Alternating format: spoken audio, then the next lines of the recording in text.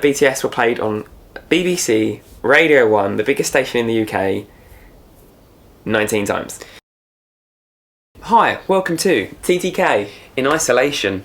I'm going to say that every time. I should probably stop doing that because isolation is going to last forevermore.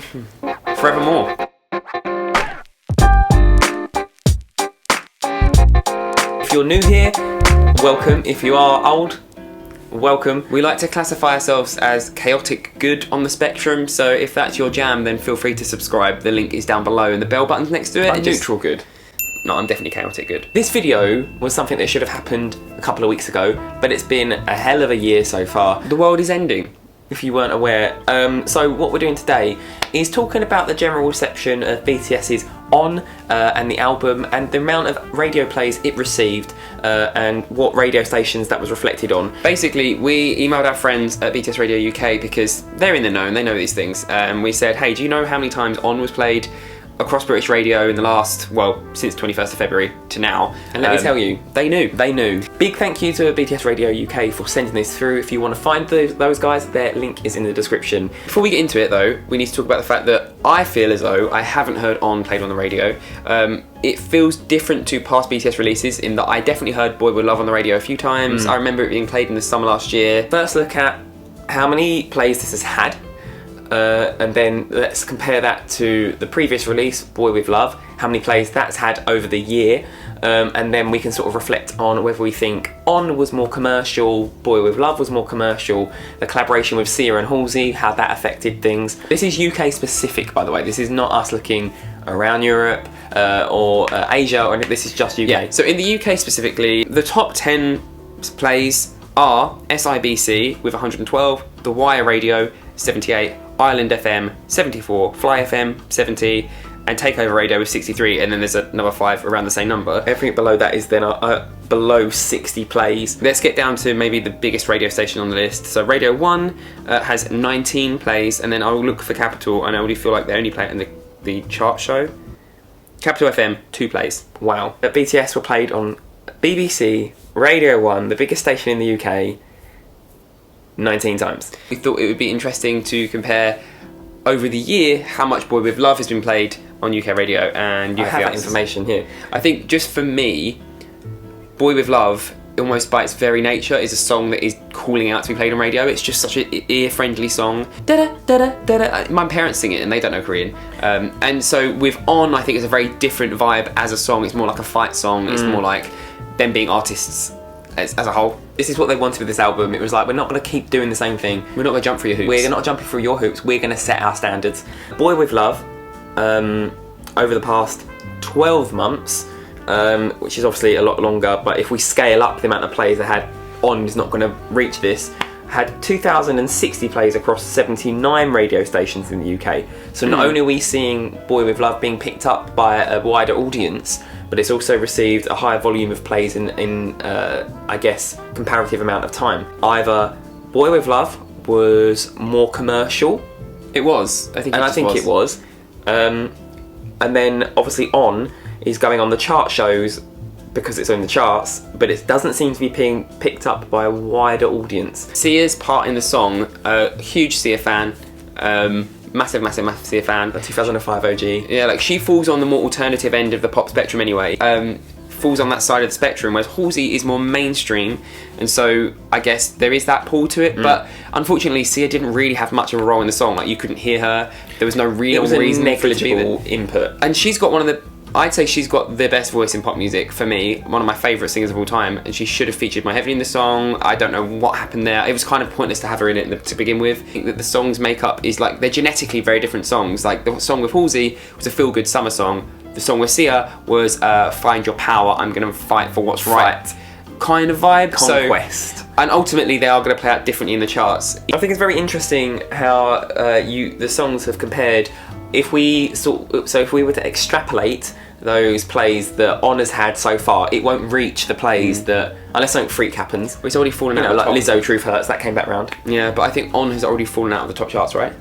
Possibly. So On sort of landed just before the onset of the pandemic. So that's obviously going to have some sort of effect. People aren't in their cars listening to the radio. They've got to factor it around listening to the radio at home. We're also seeing radio DJs having to completely adjust their schedule to do shows from their living rooms and things like that. So Intentions, well, this is a completely different ball game because obviously Justin Bieber is established in Western markets. Intentions, Feek Quavo, Feek? Intentions was played a total of 5,918 times across 76 radio stations. Capital FM has played it to death. How many? 428 times in the past month. I've not heard really anyone talk about Justin Bieber's newest release. Honestly, not in a... I know this is a channel about K-pop, but I haven't really seen much conversation online about it. However, I did read a really interesting article.